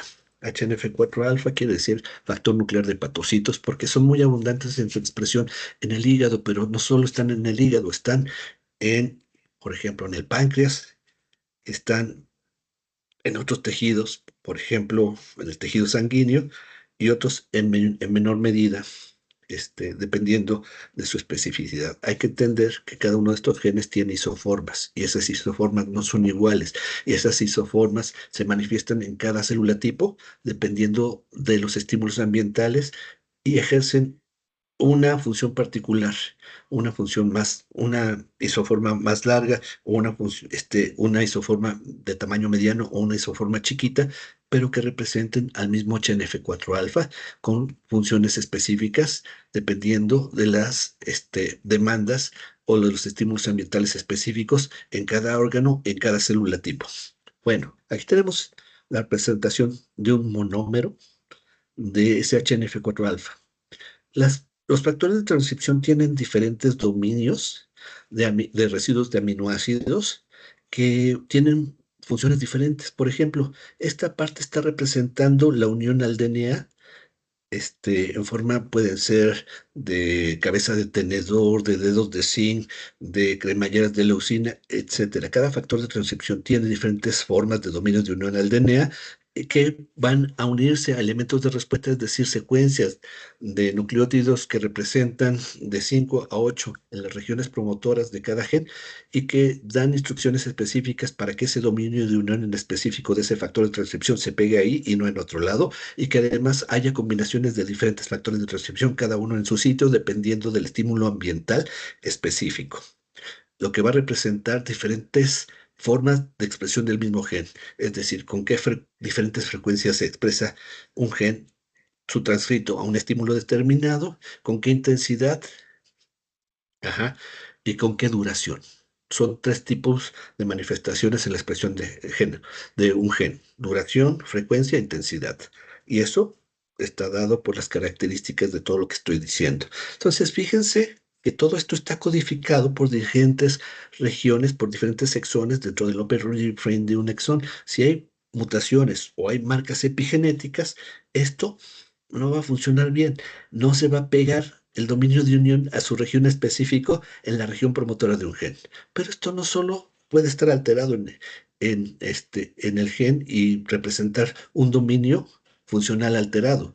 Tenemos dominio de interacción con coactivadores, tenemos dominio de dimerización, porque si esto es un monómero, déjenme decirles que no trabajan solitos, normalmente trabajan como homodímeros o como heterodímeros. Aquí estamos representando una proteína de HNF4 alfa, pero aquí está otra. Cuando están unidas y funcionan a través de la unión de sus dominios de dimerización, pueden controlar de manera específica un gen en cuanto a su duración, a su frecuencia y a su amplitud. Bueno, pero no solo puede trabajar como homodímeros. Los factores de transcripción también trabajan como heterodímeros, de tal manera que no solo son dos monómeros de la misma proteína, sino pueden ser monómeros distintos, es decir, unir un HNF4 alfa con un HNF1 alfa. Al ver esto, nos estamos dando cuenta por qué la alteración en un pedacito de un gen de cada uno de ellos puede alterar su función como factores de transcripción y por lo tanto la expresión de todos sus genes blanco en la fisiología molecular del control de la acción de la insulina, de su secreción, de su síntesis o de procesos que estén relacionados con la inflamación o de procesos que estén relacionados con la actividad de la microbiota. Bueno, no solo eso. Recientemente se ha encontrado que los largos no codificantes o bien se unen a otro dominio específico en los factores de transcripción o bien no se unen directamente a un dominio específico de estos factores de transcripción, sino que se pueden unir a sus regiones carboxilo terminales y estabilizar la interacción con otras moléculas, no solo con el DNA, sino, por ejemplo, con este, metabolitos que ayudan a estabilizar estas uniones, como son los, las moléculas de zinc o como son los ácidos grasos que funcionan como coactivadores de estos factores de transcripción. Cuando un este ligando, como un ácido graso, se une a un dominio de unión al ligando y un factor de transcripción, hace que se cambie la conformación tridimensional de esta molécula y pase de su conformación inactiva a activa y por lo tanto funcione y lleve a cabo su trabajo como factor de transcripción. Entonces, finalmente aquí estamos viendo el número de mutaciones actuales reportadas para cada uno de estos genes MODY. Vean que el más abundante es MODY3, HNF1 alfa. Hay 208 mutaciones reportadas a lo largo de su Open Reading Frame, es decir, en el exón 1, en el exón 2, así. Este gen tiene 2 exones. Tenemos 10 exones en el gen de la glucosinasa y actualmente a lo largo de todo el gen hay 175 mutaciones reportadas y de forma un poquito menos abundante han sido reportadas 91 mutaciones en HNF4 alfa. En menor cantidad, los otros genes MODY, que son factores de transcripción, son apenas contabilizan para variantes de secuencia raras. PAX4, que es MODY9, 3 mutaciones reportadas, MODY7, que es KLF11, 2 mutaciones, y en PDX1, una mutación. Todas estas per se, en un solo gen, manifiestan un fenotipo diabético llamado MODY, con herencia autosómico dominante. Sin embargo, las variantes de secuencia de estos genes también están presentes en las formas poligénicas. Entonces, lo que aprendimos de las formas monogénicas lo podemos trasladar a formas más complejas de la diabetes en donde participan otros genes y diferentes combinaciones, diferentes partes de ellos contabilizan para diferentes disfunciones. Estos son los órganos más importantes que encontramos en la generación, en la etiopatogenia y fisiopatología de la diabetes. El cerebro participa, el páncreas participa, el hígado participa, el músculo participa, el tejido adiposo participa y la expresión también de todos estos genes en las células del sistema inmunológico. Todo esto, disfunciones en todos los genes candidato que hemos visto y más, variantes de secuencia y modificaciones epigenéticas contabilizan para todo este fenotipo complejo de diabetes y diferentes fenotipos. Empezamos a entender por qué ya la diabetes no es una sola enfermedad, sino varias. En cuanto se hacen exploraciones a lo largo de todo el genoma, se han identificado más de 400 sitios. Esto es un mapa de Manhattan, cada rayita está representando variantes asociadas al fenotipo diabético. Este es el gen más asociado al fenotipo diabético. Es un factor de transcripción, se llama TCF7L2 y es el más asociado en todas las poblaciones de todo el mundo, el más replicado y asociado al fenotipo diabético tipo 2. Aquí vemos otros genes que también han sido replicados en más de una población, alrededor de 5 poblaciones diferentes en el mundo, y todos ellos han sido asociados a la diabetes. Entonces, este es el mapa genético de la diabetes dado por variantes de genes, variantes de secuencia de genes asociados al fenotipo diabético tipo 2. Bueno, la naturaleza de todas estas variantes en las formas poligénicas o complejas pesan mucho más estas variantes comunes que las mutaciones per se, que son mucho más raras. Estas variantes son más frecuentes. Esto nos hace entender que los modelos monogénicos, aunque estén presentes en los mapas poligénicos, son totalmente diferentes. Muchas veces los fenotipos MODY se confunden con diabetes tipo 1 o inclusive con diabetes tipo 2. Y no, tenemos que hacer un diagnóstico preciso de quiénes son MODY, quiénes son diabetes tipo 1 y quiénes son las formas poligénicas. Y particularmente en las formas poligénicas, el reto es encontrar cuáles son las combinaciones y cuántos son los genes que se encuentran alterados y cuáles variantes se encuentran alteradas para un individuo en particular. Y en dónde se encuentra ese defecto, si en el páncreas, si en la célula metapancreática, si en el hígado o en combinaciones de algunos órganos, tejidos y células tipo. Entonces, la diabetes tipo 2 no depende de uno o pocos genes, sino de cientos de loci que juntos alteran la homeostasis metabólica. Y esto, si lo viéramos en forma mecanicista, piensen en la estructura de trabajo, la estructura mecánica del trabajo de un reloj. Todos son engranajes que dependen uno del otro.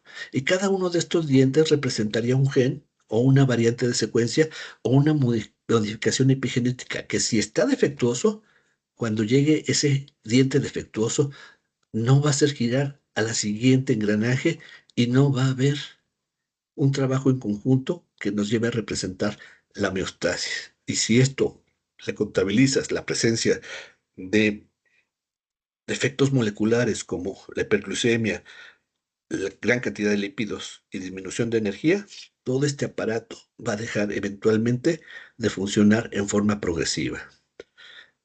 Tan solo esta cascada de transmisión para la translocación de transportadores de glucosa es importante entenderlo, que si está alterado un dientecito en cada uno de estos, que es el receptor de la insulina, el sustrato al receptor de insulina, la fosforilicido 3 o su continuidad en esa cascada de fosforilación que es la AKT, si un dientecito en cada uno de ellos está defecto, se va a dar lo que conocemos como resistencia a la insulina. Y más, si estamos pensando que la resistencia a la insulina solo es la alteración del transporte de glucosa, la internacionalización de la glucosa, estamos mal, porque estamos hablando más de 5 rutas metabólicas que una vez que se une la insulina a su receptor, se llevan a cabo de manera simultánea. La señalización de la insulina contabiliza para el control de la expresión de genes, contabiliza para el ciclo celular, genes importantes y proteínas importantes para el ciclo celular, contabiliza para el censo de nutrientes, contabiliza para los mecanismos de muerte celular. Entonces, todo eso se va a ver alterado y todo eso es resistencia a la insulina.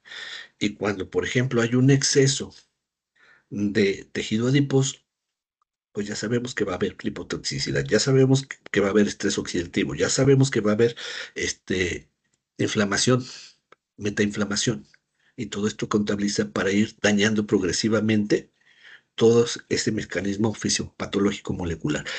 Entonces, aunque los clínicos diagnostiquen niveles elevados de glucosa en una gran cantidad de pacientes, cada uno va a ser diferente.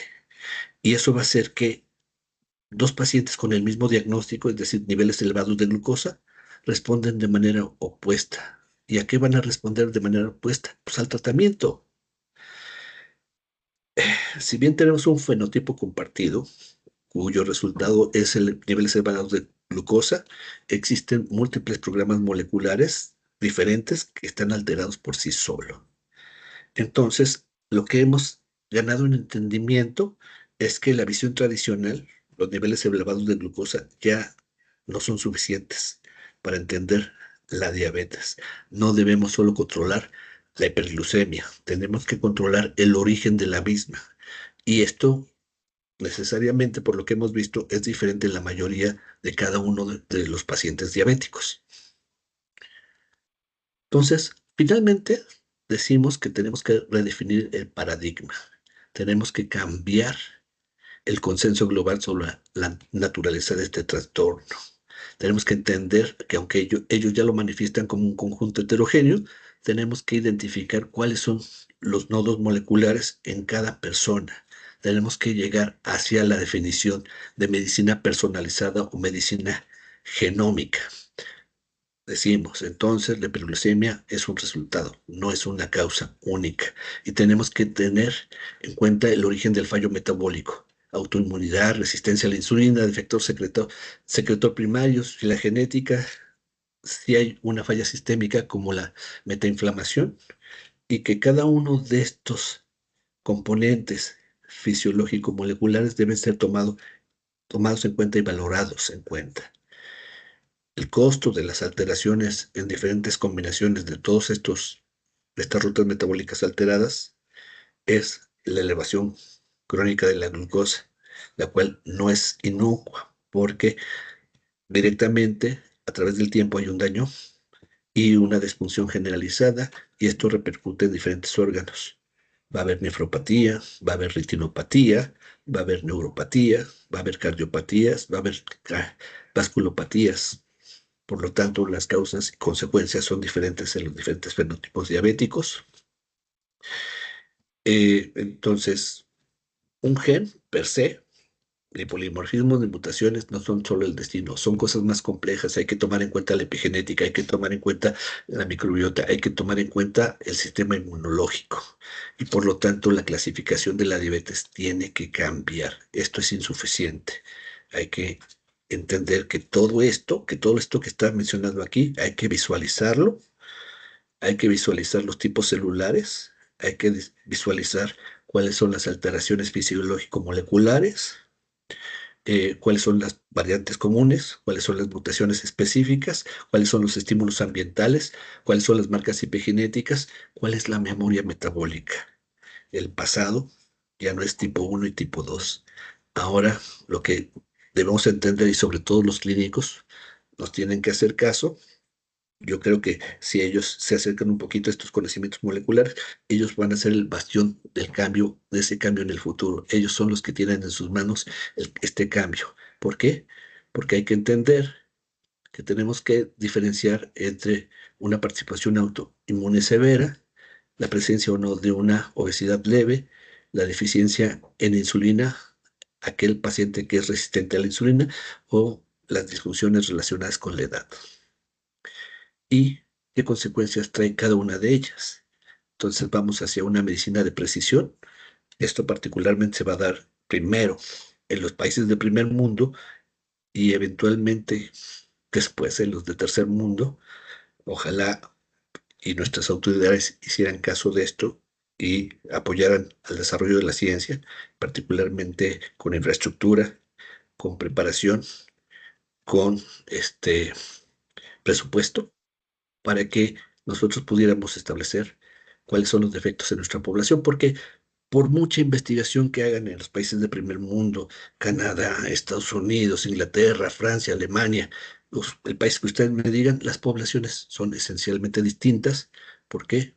Porque los estímulos ambientales locales no son iguales. Por lo tanto, eso justifica que nosotros tenemos que ver cuáles son los defectos fisiológicos moleculares, cuáles son los estímulos externos de riesgo para este tipo de enfermedades en nuestra población, inclusive en forma local. No es lo mismo en el norte del país que en el centro que en el sur. Estas cosas cambian. Y entonces tiene que haber un cambio de paradigma. La pregunta antigua, ¿tiene diabetes? La nueva pregunta, ¿qué tipo de diabetes tiene? Tenemos que establecer puntos clave para la práctica clínica. Tenemos que entender lo que es heterogeneidad, que esto es obligatorio. Tenemos que entender el tipo de interacción compleja. Tenemos la necesidad de encontrar nuevos biomarcadores, porque los biomarcadores bioquímico-clínicos que existen son insuficientes para hacer esta diferenciación personalizada. Y tenemos que encontrar beneficios finales. Pero esto es, primero, educar, promover y con responsabilidad hacer investigación y hacer la traslación a la clínica. Comprender la heterogeneidad de la diabetes no es un avance científico, es una necesidad ética para mejorar la vida de los pacientes. Y con esta frase termino. Muchas gracias. Espero que tengan preguntas. Si tienen dudas, pues adelante. Muchas gracias a usted, doctor. Agradecemos al doctor Domínguez por esta valiosa exposición y abrimos ahora un espacio a preguntas y comentarios. Previamente se les había comunicado que se solicitaba indicar su nombre. para realizar las diferentes preguntas. Y hemos tenido una participación muy activa en las redes sociales, tanto en la transmisión en vivo de YouTube como aquí en el chat. Nos saludan desde Venezuela Luis López, con una experiencia personal de un hijo con diabetes tipo 2, o sea, con un fenotipo, tipo 1, con un fenotipo 1 de diabetes, y hablaba sobre qué tan efectivo es el tratamiento de células madres para el tratamiento de la diabetes, en función de que su hijo en este momento, de acuerdo a su pauta terapéutica, tiene que administrarse 3 veces al día insulina.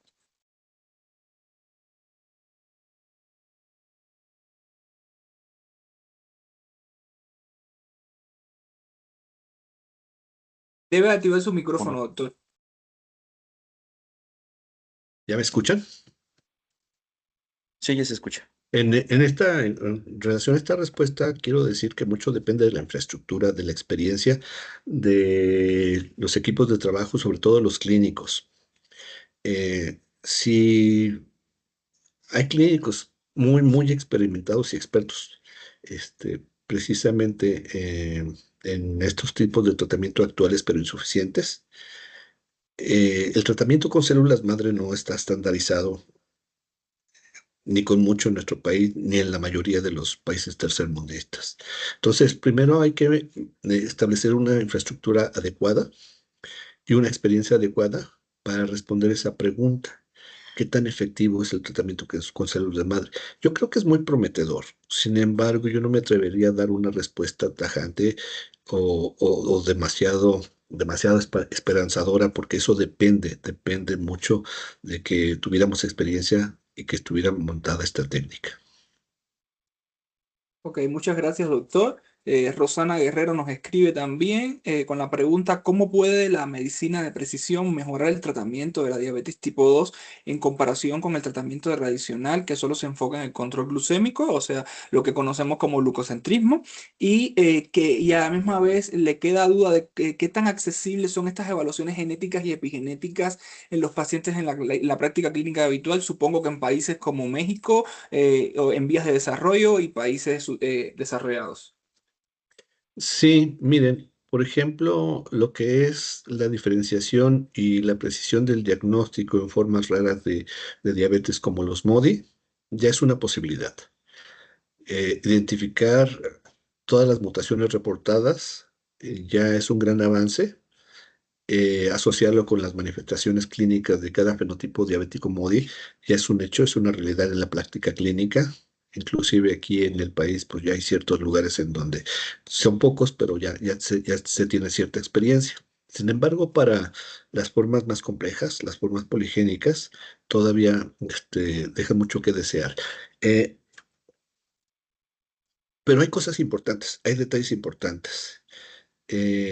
Hay grupos en el Instituto Nacional de Medicina Genómica, en el Instituto Nacional de la Nutrición y en algunas universidades que ya tienen cierta experiencia en la detección molecular de variantes genéticas llamadas polimorfismos o mutaciones, y eso ayuda de alguna manera a identificar cuáles son los blancos moleculares. Entonces, ahorita en proceso de diseñar estrategias de diagnóstico para llevarlas a la práctica clínica y eventualmente en el futuro, quizá inmediato, no lo sé, eh, generar, generar procesos de tratamiento. Entonces, eh, esto apenas está en ciernes, ya tiene algunos años, estamos hablando inclusive de alguna década, que ya se comenzó este tipo de investigación. Sin embargo, vuelvo a repetir, ojalá nuestro gobierno, nuestros dirigentes estuvieran conscientes de la necesidad de respaldar estas investigaciones, generar infraestructura y generar más experiencia, más apoyo a la investigación. Muchas gracias, doctor. Alianis de la Caridad nos pregunta: ¿cuál fue el hallazgo molecular que le hizo cuestionar la clasificación tradicional de la diabetes?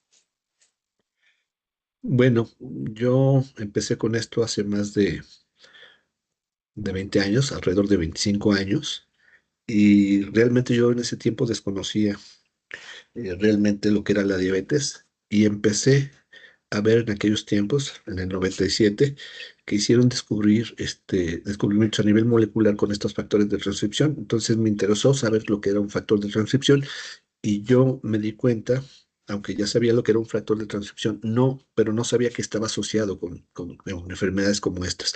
Cuando me di cuenta de la importancia de los factores de transcripción como reguladores maestros de la expresión de nuestros genes, entendí que ellos eran importantísimos para estudiar fisiopatología, no solo de la diabetes, sino de la mayoría de las enfermedades complejas. Estamos hablando de hipertensión, de cáncer, de enfermedades neurodegenerativas o de otro tipo como la obesidad. Entonces, ese descubrimiento que particularmente se hizo en lugares en Estados Unidos como el Howard Hughes y que realizó el papá de la diabetes, que es el doctor Graham Bell, que describió el gen de la insulina, eh, cuando mostró al mundo que el factor de transcripción HNF4 alfa tenía mutaciones y que aparecieron mutaciones a lo largo de todo el gen, desde su inicio hasta su final, y que estaban estas asociadas, fue lo primero que me llamó la atención para, para ver la importancia de esto. Muchas gracias, doctor. Ramón Castillo nos pregunta, ¿cuál podría ser el cambio en cómo entendemos la diabetes en los primeros años? En los primeros años de vida, Sí, supongo. eh, sí, primero tenemos que entender que puede existir una programación metabólica en términos epigenéticos durante el desarrollo embrionario y que esto nos puede dar una programación para nuestra vida futura, es decir, aumentar la susceptibilidad. Entonces es importantísimo el tipo de alimentación, el tipo de descanso, el evitar el estrés y el hacer ejercicio adecuado para las mujeres embarazadas. Si esto se tiene en cuenta, esa programación epigenética va a ser revertida y probablemente esa programación en la vida adulta de susceptibilidad a la diabetes en términos epigenéticos no sea tal y no coadyuve a manifestar la enfermedad, por lo cual es muy, muy importante ese periodo. Ok, muchas gracias. ¿Cómo, según Antonio, cómo puede la medicina de precisión mejorar el tratamiento de la diabetes tipo 2 en comparación con el tratamiento tradicional que solo se enfoca en controlar la glucosa? Mucho, mucho. Sin embargo, hace mucha falta investigación y experiencia. Es decir, ya sabemos muchas cosas, pero que hay que empezar a llevarlos a la práctica clínica y junto con la práctica clínica generar aún más conocimiento y más experiencia que nos lleven cada vez más a hacer cotidiano este tipo de diagnóstico y generar nuevos tratamientos. Mabel Fernández nos pregunta si tuviera que elegir un solo nivel de regulación genético, epigenético o transcriptómico, ¿cuál cree que explica mejor la heterogeneidad molecular de la diabetes y por qué?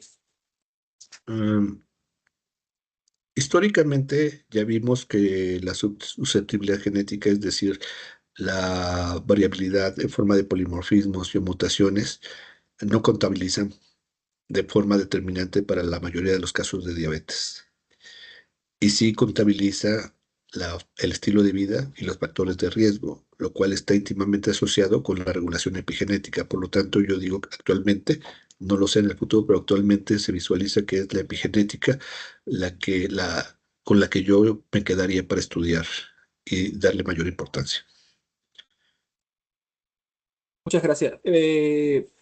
Samuel Salinas Ramos nos pregunta si existen firmas moleculares comunes entre distintos tipos de diabetes. Sí, definitivamente.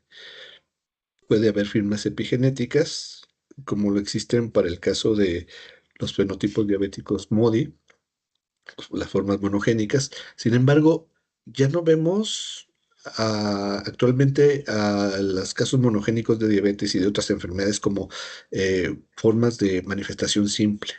Ahora ya sabemos que también contabilizan estos para las formas poligénicas. E inclusive para ellos mismos, los fenómenos moleculares son complejos. Por lo tanto, yo diría que inclusive para las formas monogénicas pueden encontrarse firmas de expresión génicas particulares. Y eso es lo que tenemos que empeñarnos en describir este, pues de ahora al futuro, ¿no? Para caracterizarlos. Muchas gracias. Por último, José Carlos Arce pregunta, ¿qué tratamientos serían importantes a considerar aparte de la terapia farmacológica y cambios en la alimentación? Ah, ¿qué tratamientos? ¿Me vuelves a repetir la pregunta?